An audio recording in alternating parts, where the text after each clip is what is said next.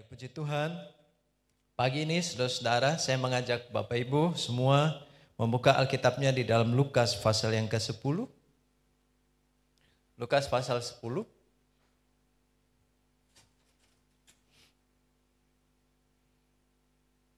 Kita akan baca ayat 25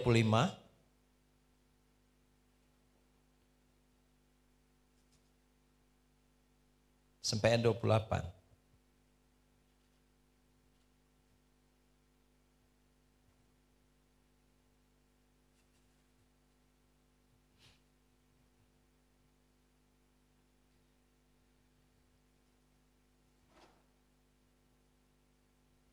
Baik, sudah dapat ikuti saya membaca bagian firman Tuhan ini. Saya akan baca buat kita semua. Orang Samaria yang murah hati.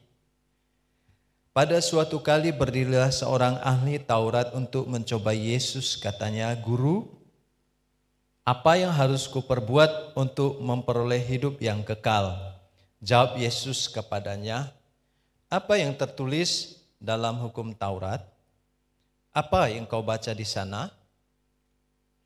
Jawab orang itu, "Kasihilah Tuhan Allahmu dengan segenap hatimu dan dengan segenap jiwamu dan dengan segenap kekuatanmu dan dengan segenap akal budimu, dan kasihilah sesamamu manusia seperti dirimu sendiri."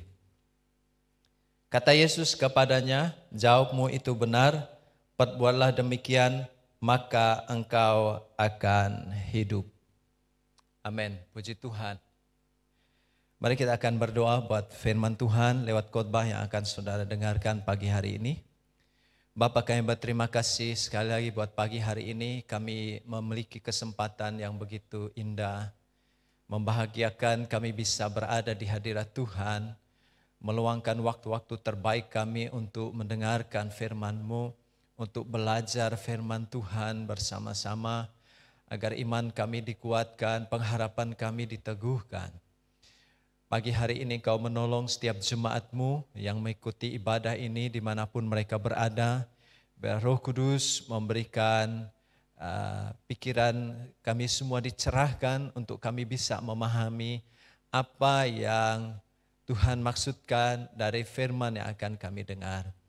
Berdoa juga Kau menolong hamba-Mu yang terbatas, lemah dan juga penuh dengan kekurangan, kiranya oleh pengurapan Roh Kudus, maka dimampukan untuk menyampaikan apa yang harus disampaikan sesuai dengan pimpinan Roh Kudus. Terima kasih, berbicaralah Tuhan kepada kami, karena kami siap mendengarkan firman-Mu.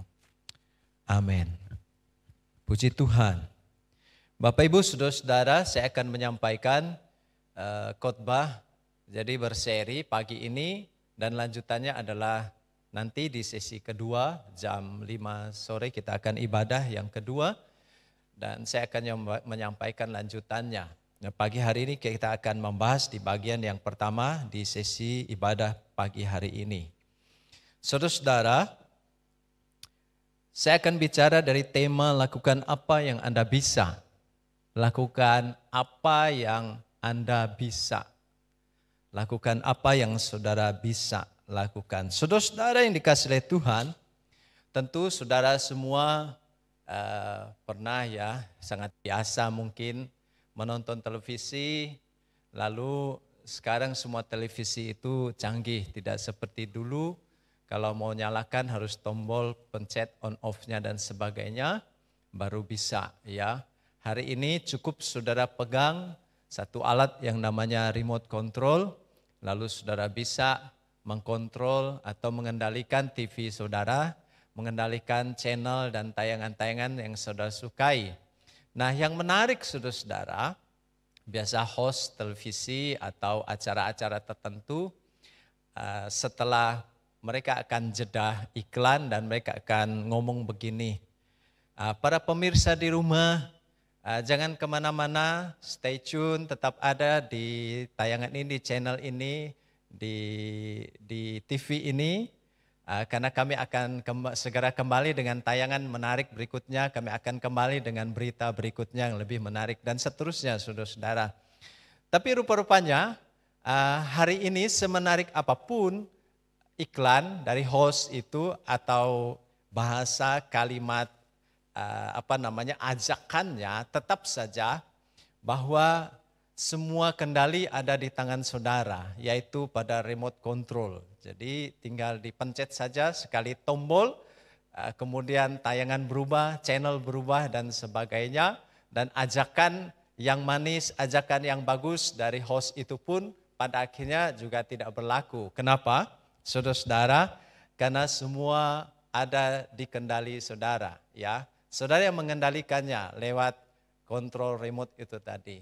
Nah, saudara-saudara yang dikasihi oleh Tuhan, pagi hari ini kita mau belajar satu bagian firman Tuhan. Paling tidak kalau sudah membaca lanjutan dari ayat 28, 29 dan seterusnya sampai ayat 37, 38 dari perikop ini, sudah akan mendapatkan sebuah kisah tentang orang Samaria yang murah hati sesuai judul perikop. Nah, saudara-saudara yang dikasihi oleh Tuhan, saya hanya ingin memenggal karena saya akan bahas tentang kisah Samaria ini nanti di sore di sesi kedua. Saya akan memenggal kisahnya dengan memberikan terlebih dahulu metafora yang disampaikan atau gambaran apa sih yang digambarkan dari kisah Samaria, orang Samaria yang murah hati ini. Saudara-saudara bisa lihat di tayangan slide saudara yang ada di rumah. Saudara-saudara, metafora dari cerita dari ayat 39 ya, saudara harus baca itu, tapi saya akan dalami nanti di bagian kedua, sekali lagi di khotbah yang kedua jam 5 sore nanti. Namun apa yang ingin saya simpulkan dari metafora ini saudara-saudara tentang orang Samaria, di sisi positifnya adalah begini, bahwa sesungguhnya semua orang punya peluang mengalami kesulitan, kesukaran, penderitaan atau kehilangan yang sama. Saudara bisa lihat di slide ya, sudah ada di slide semuanya. Yang berikut adalah metafora dari cerita tentang orang Samaria ini. Setiap orang, yang kedua ini, setiap orang memiliki kesempatan untuk mengasihi sesama yang sedang berada dalam kesukaran. Kemudian sisi positif yang ketiga, metafora dari cerita tentang orang Samaria adalah mengasihi itu tidak bermula dari jabatan, tidak bermula dari kedudukan, tidak harus dimulai dari status sosial. Artinya semua kembali ke poin yang pertama, kita punya kesempatan, atau poin yang kedua, kita punya kesempatan yang sama untuk mengasihi orang lain, ya. Lepas dari apa kedudukan, apa status sosial saudara, strata sosial kita, atau pangkat dan sebagainya. Puji Tuhan. Tapi ada sisi negatif yang disampaikan, metafora yang menyindir bagian yang lebih negatif saudara-saudara dari kisah orang Samaria yang murah hati ini. Yaitu tentang kesombongan manusia. Rupa-rupanya setiap manusia itu punya kecenderungan untuk sombong lahir dari dirinya. Dan itu bisa disebabkan oleh banyak hal. Dan metafora dari kisah orang Samaria murah hati ini menunjukkannya kepada saudara dan saya. Ya. Kemudian berikut sisi negatif dari metafora yang ingin disampaikan buat kita, yang bisa saya bagikan buat saudara pagi ini adalah kecenderungan manusia untuk melihat strata sosial, agama, dan suku, manakala ingin menolong, manakala ingin membantu seseorang, saudara-saudara. Puji Tuhan, paling tidak saudara dan saya bisa tahu semua hal, atau paling tidak 2-3 hal lah yang bisa saudara renungkan, dipikirkan pagi hari ini. Oh ternyata, rupa-rupanya saudara-saudara, bahwa di dalam hidup saudara dan saya sesungguhnya ada hal-hal yang saudara bisa lakukan, dan ketika itu bisa dilakukan kita harus lakukan. Nah, metafora dari kisah orang Samaria yang murah hati ya sudah cukup banyak menunjukkan sisi positif dan negatifnya buat kita. Tinggal saudara-saudara kita lakukan saja. Sebenarnya apa yang Yesus sampaikan pada akhirnya ketika ahli Taurat, seorang ahli Taurat, mungkin beberapa ahli Taurat bertanya kepada Yesus bagaimana untuk memperoleh hidup yang kekal, kemudian bagaimana dia harus mendapatkan itu, dan Yesus memancing ahli Taurat itu untuk menjawab. Dan akhirnya dia jawab sendiri, saudara-saudara. Ya. Ahli Taurat ini akhirnya menjawab, dan jawabannya pada ayat yang kita baca. Jawabnya adalah, kasihilah Tuhan Allahmu dengan segenap hatimu dan seterusnya, dan kasihilah sesamamu manusia seperti dirimu sendiri. Itu jawaban tidak datang dari Yesus, itu jawaban berasal dari ahli Taurat yang justru tadinya bertanya kepada Yesus tentang bagaimanakah saya memperoleh hidup yang kekal. Saya tidak membahas bagian ini di pagi ini, saya akan membahasnya di sesi yang kedua nanti, saudara-saudara. Tapi perhatikan baik-baik, bahwa rupa-rupanya ahli Taurat ini tahu jawaban dari pertanyaan yang diajukan. Nah, kita akhirnya paham rupa-rupanya dia bermaksud untuk menguji, menjebak Yesus dengan pertanyaannya. Nah, saudara-saudara, apa jawab Yesus?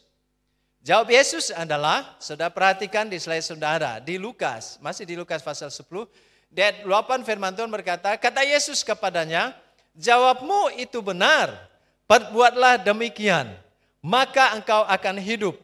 Ini kalimat pertama dari Yesus. Perhatikan kata yang saya perbesar, kalimat yang saya perbesar, perbuatlah demikian. Ini jawab Yesus. Artinya Yesus menyuruh ahli Taurat ini lakukan saja, ya, jangan ditunda, lakukan. Kemudian di ayat 37, frasa yang sama diucapkan Yesus. Kata Yesus kepadanya, pergilah dan perbuatlah demikian. Nah, saudara-saudara yang dikasih menarik ya. Jadi Yesus kasih jawaban kepada ahli Taurat ini yang bertanya, apa yang harus kubuat? Dan siapakah sesamaku manusia dan lalu apa yang harus kubuat? Rupa-rupanya dia tahu apa yang dia harus lakukan, saudara-saudara. Sebenarnya ahli Taurat ini, dia seorang ahli agama, dia tahu apa yang harus dilakukan kepada sesamanya manusia. Nampak dari jawaban-jawaban yang dia berikannya. Oleh karena Yesus hanya menegaskan saja, karena engkau tahu jawabannya, maka lakukanlah. Perbuatlah demikian. Pergilah, perbuatlah seperti yang kau ucapkan. Saudara-saudara yang dikasihi oleh Tuhan, rupa-rupanya saudara-saudara, sesungguhnya dalam kehidupan saudara dan saya ada banyak hal yang kita tahu. Ada banyak hal yang kita tahu. Namun kadangkala yang paling penting bukan yang kita tahu, tapi apa yang sudah tahu dan kemudian dari yang sudah tahu sudah lakukan. Nah, saudara-saudara yang dikasihi oleh Tuhan, penting sekali memahami pagi hari ini dari pernyataan Yesus, perbuatlah demikian. Perbuatlah, lakukanlah apa yang kamu sudah ketahui. Kerjakanlah apa yang sudah kamu pahami. Sesimpel itu, sesederhana itu pesan dan perintah Yesus kepada saudara dan saya pagi hari ini. Apa-apa yang engkau tahu, lakukan. Nah, saudara-saudara yang dikasihi oleh Tuhan, tahukah saudara sebenarnya semua yang saudara tahu, kemungkinan besar ya, kemungkinan besar, persentasenya besar sekali, yang saudara tahu adalah sesuatu yang ada di bawah kendali saudara pada akhirnya. Sebenarnya sesuatu yang saudara tahu berada di bawah kendali saudara. Nah, saudara-saudara yang dikasihi oleh Tuhan, apa yang kita tahu, apa yang saudara tahu, dan Yesus sarankan lakukan itu. Ya, lakukan apa yang sudah engkau tahu, kamu bisa lakukan, lakukan saja. Saudara-saudara yang dikasihi oleh Tuhan, persentase terbesar sebenarnya yang saudara tahu, yang saudara pahami, itu ada di dalam kendali saudara, ada dalam kekuasaan saudara. Nanti saudara lihat di slide berikut, boleh ditampilkan slide saya. Ya. Saudara-saudara yang dikasihi oleh Tuhan, bahwa pada akhirnya setiap orang memiliki potensi dan kapasitas untuk mewujudkan segala hal yang ada di dalam kendalinya. Ya. Saudara lihat di slide ya.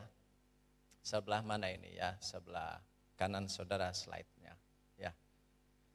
Setiap orang memiliki potensi dan kapasitas untuk mewujudkan segala hal yang ada dalam kendalinya. Nah, saudara-saudara yang dikasihi itu artinya Apa yang ada di dalam kendali saudara, sebenarnya apa yang sudah tahu, apa yang sudah pahami, itu adalah jawaban Yesus kepada orang ahli Taurat dan orang-orang Farisi itu tadi. Lakukan apa yang kau tahu, lakukan apa yang kau bisa. Karena persentase terbesar apa yang kamu tahu, apa yang kamu bisa adalah sesuatu yang sebenarnya ada di bawah kendali saudara dan saya. Dan orang yang bisa melakukan segala hal yang dia tahu yang berada di bawah kendalinya akan memungkinkan dia mengalami bahwa keadaannya lebih baik daripada orang yang tidak bisa mengendalikannya. Nah, saudara-saudara, apa yang sebenarnya dimaksud dengan kendali? Ya, kendali itu kemampuan, kendali itu bicara kekuasaan saudara, kendali itu berbicara pengawasan saudara atas hal-hal yang terjadi dalam hidup saudara, atas pengalaman yang terjadi dalam saudara, untuk seperti apa hasilnya, maka itu ada di tangan saudara. Ada pada keputusan saudara. Karena semua hal itu saudara tahu, saudara mampu, ada di bawah mastering saudara, ada di bawah kekuasaan penguasaan saudara. Tinggal saudara-saudara, sebenarnya inti dari semuanya seperti yang Yesus sarankan. Lakukan. Jangan ditunda, lakukan apa yang kamu tahu, lakukan apa yang kamu bisa, lakukan apa yang kamu pahami tanpa menunda-nunda. Saudara-saudara yang dikasihi Tuhan, semua yang berada di bawah kendali saudara, kemungkinan adalah semua hal yang saudara sudah tahu. Semua saudara sudah pahami. Dan tinggal sekali lagi saudara melakukannya. Just do it. Ya, tinggal lakukan saja. Jangan ditunda-tunda. Saudara-saudara yang dikasihi Tuhan, ada kecenderungan. Ketika seseorang kemudian menunda, atau membatalkan, atau mengurungkan niatnya, atau tidak jadi melakukan sesuatu yang berada di bawah kendalinya, maka itu bisa mendatangkan kekacauan-kekacauan dalam hidupnya. Kekacauan di dalam pikiran bisa membuat orang stres, kekacauan dalam jiwa, di dalam tidak hanya di pikiran, tapi suasana hati, suasana keadaannya. Saudara-saudara yang dikasihi Tuhan, saya mencontohkan pagi hari ini. Kalau saudara misal di ruang meja saudara, di ruang belajar atau di ruang kantor saudara. Saudara tahu di mana posisi misal tab saudara harus berada, laptop saudara harus berada. Di mana posisi komputer, printer mungkin harus berada, bolpen harus berada, di mana posisi kertas harus berada. Kalau saudara biarkan semuanya berantakan, sementara itu ada dalam kendali saudara, cukup 1 hari atau 2 hari saudara biarkan begitu. Sesuatu yang ada di bawah kendali saudara yang sebenarnya saudara bisa tata dengan baik, tinggal saudara angkat tangan saudara dan saudara kembali rapikan dan seterusnya, kemudian saudara biarkan begitu saja dalam beberapa hari, itu cukup membuat saudara akan stres. Ya, cukup membuat orang yang datang ke rumah saudara lihat, rumahnya berantakan, lalu suasananya berubah. Suasana hatinya melihat suasana rumah saudara berubah, anaknya mejanya yang tidak tertata, sesungguhnya ada di bawah kendali saudara. Saudara-saudara yang dikasihi Tuhan, sekali lagi saya mau garis bawahi pagi hari ini. Setiap orang, setiap saudara, setiap kita memiliki potensi dan kapasitas untuk mewujudkan segala hal yang ada di dalam kendali saudara. Dan persentase yang ada dalam kendali saudara adalah persentase terbanyak dari apa yang sudah tahu, apa yang sudah pahami, yang sudah alami di dalam hidup saudara. Dan hasil akhirnya sangat ditentukan bagaimana engkau mengendalikan itu. Dan Alkitab mengajarkan, Yesus hanya mengatakan begini, lakukan, jangan ditunda, lakukan apa yang kau bisa. Dan pagi hari saya mau ngajak saudara bersama-sama melihat satu bagian firman Tuhan yang menjadi penekanan dari pertanyaan ahli Taurat dan orang Farisi tersebut.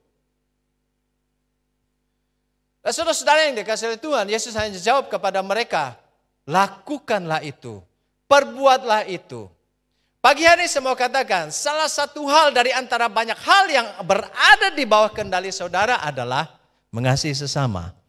Mari di rumah saudara boleh katakan, saudara yang ada di ruangan ini katakan sama-sama, mengasihi sesama. Haleluya. Mengasihi sesama. Mengasihi orang di sekeliling saudara, mengasihi keluargamu, mengasihi anakmu, mengasihi orang tuamu, dan mengasihi sahabatmu, mengasihi tetanggamu, mengasihi orang lain, saudara-saudara. Dari banyak hal yang ada dalam kendali saudara di hidup ini, di hidup saudara, maka mengasihi sesama itu berada dalam kendali saudara. Saudara-saudara, Allah itu adalah kasih. Itu sifatnya. Namun sifat ini rupanya diteruskan kepada saudara dan saya. Ya, walaupun tidak sesempurna yang dimiliki oleh Allah. Namun saudara dan saya telah mengalaminya. Mengalami kasih tersebut. Kita semua, saudara saya, kita semua mengalami kasih Kristus. Dia mengorbankan hidupnya di atas kayu salib. Demi menebus jiwa saudara dan saya dari dosa. Demi memberikan kepastian dan jaminan atas kehidupan di dalam kekekalan seperti yang dijanjikan oleh Yesus di dalam firman Tuhan.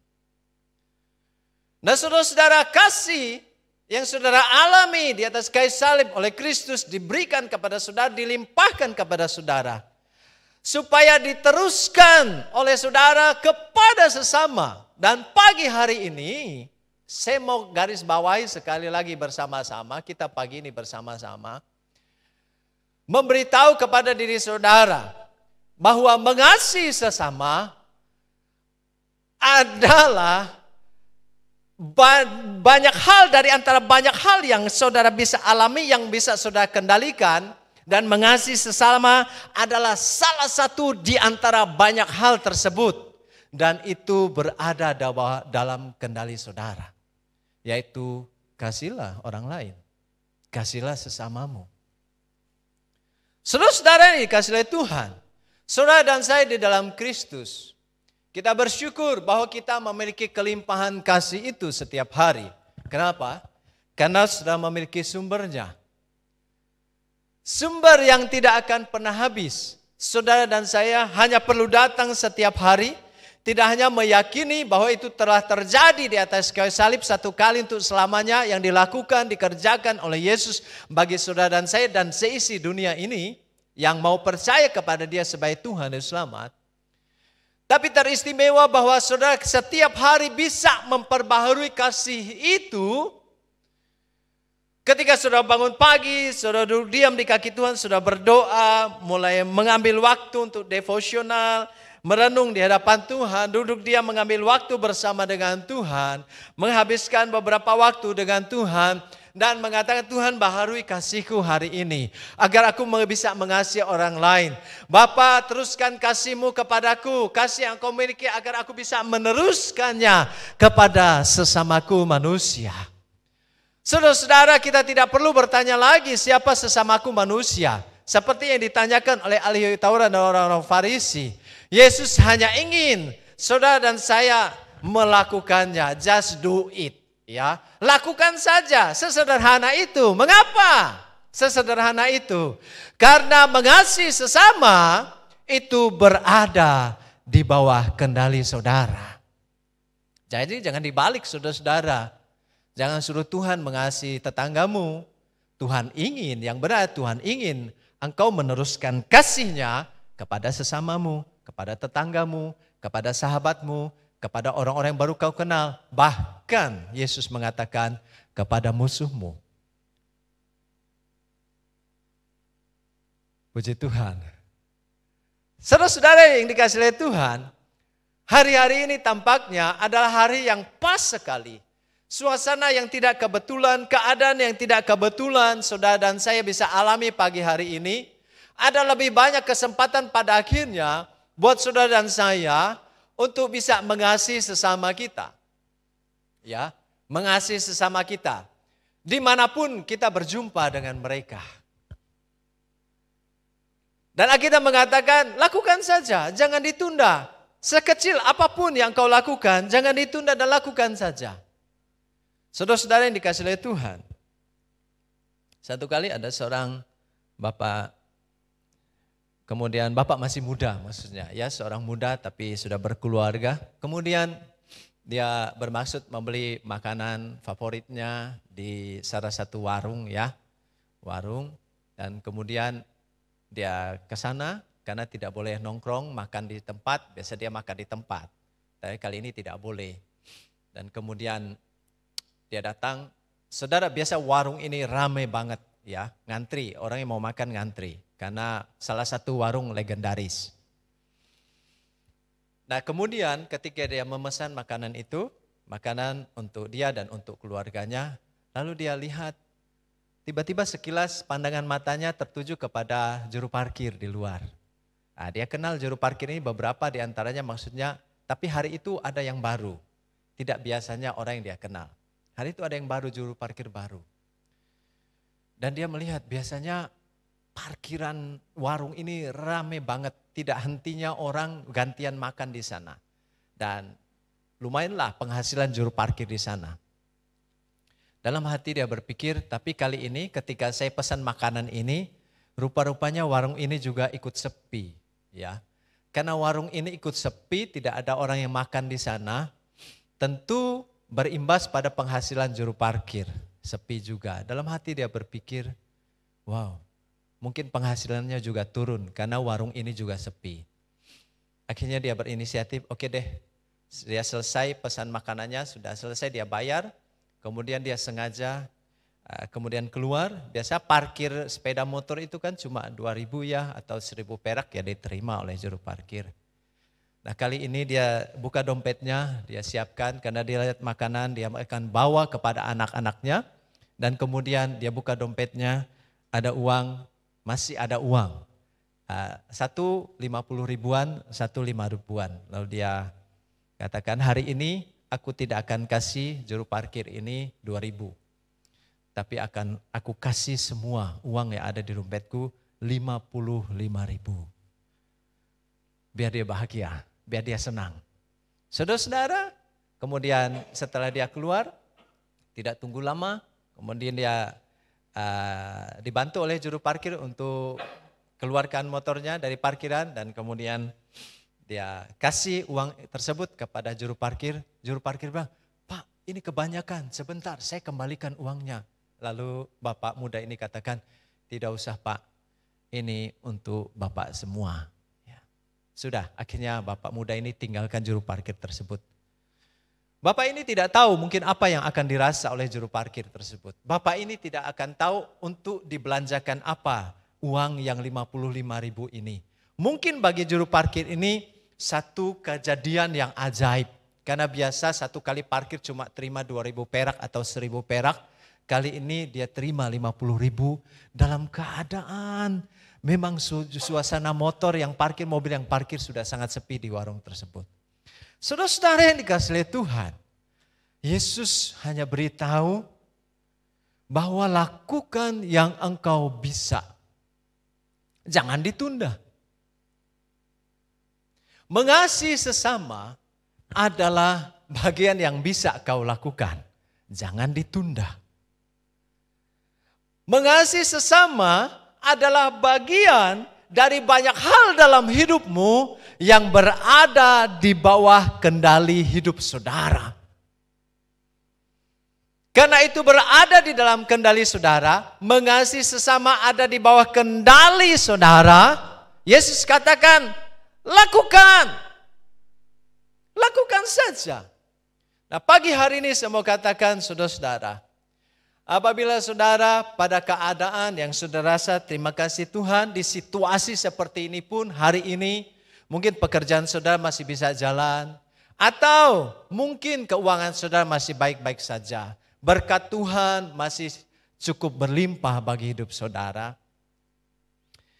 Saya pikir ini saatnya lalu seperti yang Yesus katakan, just do it. Lakukan saja. Ya, itu ada di bawah kendali saudara. Kasih sesamamu, wujudkan itu dari apa yang kau bisa buat bagi mereka. Mungkin pagi ini saudara berkata, ya sudah diberkati tapi enggak berlimpah banget di situasi ini, tapi tetap ada berkat Tuhan cukup untuk saudara. Yesus mengatakan, just do it. Lakukan saja, jangan ditunda, jangan ditunggu. Karena mengasihi sesama itu ada di bawah kendali saudara. Nah, saudara-saudara yang dikasihi oleh Tuhan, berkatkan kepada mereka, kasih mereka dengan apa yang kau bisa lakukan pagi ini. Dan mungkin ada di antara saudara pagi ini yang berkata, tapi saya hari ini terimbas hidup saya. Mengalami pergumulan di banyak hal. Saya bergumul atas keuangan saya juga. Saya bergumul atas situasi ekonomi saya. Saya bergumul atas kehidupan saya. Saya mau katakan juga pagi ini, saudara-saudara jangan putus asa, jangan berkecil hati. Yesus katakan, lakukan saja apa yang kau bisa. Mungkin kau tidak bisa memberi atau memberkati, mengasihi orang-orang, mengasihi sesamamu seperti yang orang-orang tadi cukup berkelimpahan atau dia berkecukupan, masih ada tabungan yang lebih atau lebih banyak dan sebagainya. Mereka masih bisa mengasihi sesamanya dengan mewujudkannya dalam bentuk-bentuk mungkin berkat, makanan, minuman dan yang lainnya. Saudara-saudara yang dikasihi Tuhan, saudara tetap bisa melakukan. Saudara tetap bisa mengasihi sesama saudara dalam bentuk-bentuk yang lainnya. Tidak harus dalam bentuk materi. Mungkin saudara bisa mendoakan mereka. Ya, doakan mereka, doakan sesamamu, doakan tetanggamu, doakan sahabatmu. Mungkin dia lebih bergumul dari saudara. Mungkin dia lebih menderita atau dalam kesusahan lebih dari saudara. Paling tidak, ketika engkau memikirkan itu, ketika engkau mulai lakukan itu, engkau sedang melakukan sesuatu yang berada di bawah kendali saudara. Saudara-saudara mengerjakan sesuatu yang berada di bawah kendali saudara. Melakukan seperti yang Yesus sampaikan, lakukan saja semua hal yang berada dalam kendalimu. Itu akan membawa keadaan saudara jauh lebih baik. Membawa suasana hidup saudara lebih bahagia. Membawa suasana sukacita lebih banyak. Membawa suasana damai lebih berlimpah dalam hidup saudara. Karena saudara mewujudkan segala hal yang berada dalam kendali saudara. Mengasihi sesama ada dalam kendali saudara. Yesus mengatakan, lakukan. Itu engkau bisa lakukan. Mari kita akan berdoa. Haleluya.